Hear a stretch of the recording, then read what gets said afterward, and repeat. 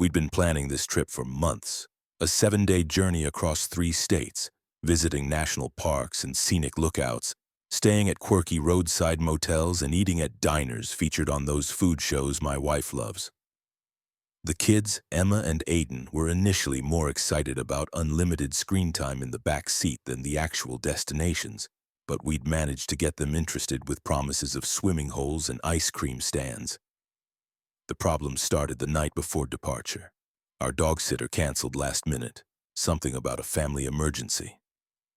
After dozens of frantic calls and messages, my mother-in-law reluctantly agreed to take our labradoodle, Waffles, despite her allergies. "It's just for a week," my wife Lisa assured her, "and he's hypoallergenic, mostly." We planned to leave at 7 a.m. sharp. Instead, we pulled out of the driveway at 10:43 after realizing I'd forgotten to pick up the camera from the repair shop the day before. Emma had a last-minute friendship crisis that required 40 minutes of teary FaceTime, and Aiden couldn't find his special travel pillow. By the time we actually hit the road, Lisa and I had already snapped at each other twice, and the kids were sulking because we'd limited them to 1 device each for the first leg of the journey. 2 hours into the drive, somewhere between the suburbs and actual countryside, Aiden announced he felt sick. We barely made it to the shoulder before he threw up all over his seat and part of Emma's. The smell was apocalyptic. Emma screamed like she'd been set on fire, scrambling as far away as her seatbelt would allow. "I told you not to let him play that stupid zombie game while reading," Lisa hissed at me, as if I had personally orchestrated this disaster. Cleaning up required using all our emergency clothes, most of our water bottles, and nearly an entire box of wet wipes. We limped to the next gas station looking like we'd survived something truly catastrophic, which, in a way, we had. The gas station bathroom was being cleaned, so we had to make do with paper towels and hand sanitizer in the parking lot. A helpful elderly couple offered us some spare napkins and sympathetic looks. "Road trips with kids," the woman said, nodding knowingly. "It gets easier." I wasn't sure whether to thank her or cry. By the time we got back on the road, we were 3 hours behind schedule. Our carefully planned lunch at the vintage diner was scrapped in favor of drive-through burgers eaten silently in the car. The air conditioning seemed to be working intermittently, blasting Arctic air 1 minute and nothing the next. "Dad, my phone's at 12%, Emma announced dolefully. "I thought you said the car chargers would be working." I had said that. I had also apparently purchased bargain bin chargers that heated up alarmingly but provided about as much power as a hamster on a wheel. When we finally reached our first night's accommodation, a cabin at a lake resort that had looked charming online, we discovered that lakefront meant a 50-meter trek through dense underbrush, and recently renovated was apparently resort speak for, "We replaced 1 light bulb in 1997. The cabin's musty smell hit us like a physical force when we opened the door. Lisa flipped on the lights to reveal wood-paneled walls adorned with faded landscapes and at least 3 dead moths trapped in the light fixture. The kitchenette featured appliances that belonged in a museum, and the bathroom sink dripped with the steady persistence of Chinese water torture. "It has character," I offered weakly. "It has mold," Lisa countered, pointing to suspicious dark patches in the bathroom ceiling corners. Emma dramatically declared she couldn't possibly stay here and would sleep in the car. Aiden, however, was thrilled by the bunk beds and immediately claimed the top one, bouncing on it vigorously until a concerning creak made us all freeze. Too exhausted to seek alternatives, we unloaded the car in grim silence. Our dinner, meant to be grilled lakeside, was abandoned in favor of microwaved frozen pizzas from the resort's overpriced convenience store. The microwave, true to form, heated the pizzas unevenly, molten lava cheese on the edges, still frozen centers. "Day 1, Lisa muttered, staring into her wineglass like it contained fortunes rather than the mediocre Cabernet we'd packed. 6 more to go. I slept fitfully that night, awakened by every creak animal noise and the occasional sound of Aiden sleep-talking about zombies. Around 3 a.m. I got up to use the bathroom and stepped barefoot into a puddle of indeterminate origin. My yelp woke Lisa, who muttered, "Just add it to the list," before burrowing back under the covers. Morning brought no relief. The shower temperature alternated between scalding and freezing with no discernible pattern. We discovered the coffee maker was just for show. It powered on, but produced only alarming grinding sounds and a burnt plastic smell, and Emma emerged from her room with 3 mosquito bites on her face, one dangerously close to her eye that was already swelling. "I look like a monster," she wailed, refusing all photographic evidence of this trip. Breakfast was dry cereal eaten directly from the box while I checked the weather forecast on my phone using the resort's glacially slow Wi-Fi. The prediction of scattered thunderstorms seemed optimistic compared to the wall of dark clouds visible through the grimy window. We packed up quickly, eager to put distance between ourselves and the disappointing cabin. Our next destination was a famous gorge with hiking trails and waterfalls about 4 hours away. The plan was to spend the day exploring, then continue to our next accommodation, a supposedly charming B&B in a historic mining town. The rain started 20 minutes into our drive, not the refreshing summer shower kind, but the biblical deluge variety that reduced visibility to near zero and turned the wiper blades into useless rubber squeaks against the windshield.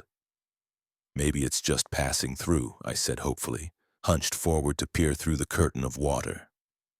2 hours later, the rain showed no signs of abating. The gorge visit was clearly not happening, but we pressed on toward the mining town, reasoning that we could at least explore the local museum if the weather continued. Then came the road closure. A downed tree had blocked our route, and the detour added 90 minutes to our already extended journey. The new route took us through winding mountain roads that had Emma reaching for the motion sickness bags I'd thankfully thought to pack after yesterday's incident. When we finally stopped for lunch at a roadside diner, the tension inside our vehicle could have powered a small city. Lisa and I communicated in terse monosyllables. Emma was in the throes of adolescent martyrdom. Only Aiden maintained some enthusiasm, captivated by a family of raccoons he spotted foraging behind the diner. "Look on the bright side," the waitress said as she refilled our coffees, taking in our bedraggled appearance and hollow eyes. "At least you're making memories." Memories weren't exactly what we were making, I thought darkly. More like material for future therapy sessions. The historic mining town looked like it had been designed by a committee of people who couldn't agree on a theme. Half the buildings sported Wild West facades with weathered wood and swinging saloon doors, while the other half leaned into Victorian elegance with gingerbread trim and pastel paint jobs. Our B&B, the Copper Creek Inn, fell decidedly into the latter category. A 3-story lavender monstrosity with more turrets than seemed structurally advisable. The rain had finally subsided, but the aftermath was evident in flooded gutters and muddy streets. We squelched our way to the inn's entrance, our shoes beyond salvation at this point. The innkeeper, a rail-thin woman named Meredith with improbably red hair, greeted us with the manic energy of someone who'd been alone with her thoughts for too long. "You're the Davenports. We weren't sure you'd make it with all those road closures. Most of our guests canceled." That should have been our first warning. Our rooms were immaculate, if overwhelmingly floral. Everything, from the wallpaper to the bedding to the lampshades, featured roses in various states of bloom. "It's like sleeping inside Grandma's perfume bottle," Emma whispered, and for the first time in hours, Lisa and I shared a genuine laugh. Dinner options were limited to the inn's dining room or a pizza place 3 blocks away. Too exhausted to venture out again, we opted for the inn's offering, a fixed menu featuring local specialties. This turned out to be some kind of game meat stew, elk, bison, the innkeeper was deliberately vague, and berry cobbler that was more berry than cobbler. Halfway through the meal, Meredith plopped down at our table uninvited, eager for conversation. "So few visitors this week, the festival was postponed, you know." "Festival?" I echoed, not recalling any mention of this in my research. "The annual Copper Creek Silver Rush Days. That's why you're here, right? It's the biggest event of the year, parades, reenactments, fireworks. Would have started tomorrow, but with the flooding." She gestured vaguely toward the window. Lisa kicked me under the table. We'd specifically planned this stop because of the supposedly kid-friendly mining museum with hands-on exhibits and the chance to pan for gemstones. A museum that, as Meredith informed us, was closed for renovations ahead of the now-postponed festival. "But don't you worry," Meredith continued, topping off her own wine glass from our bottle. There's still plenty to do, Harold. That's my husband. He can take your kids on a private tour of his bottle cap collection. Over 3,000 unique pieces. That night, huddled in our floral prison, Lisa and I had what could only be described as a summit meeting.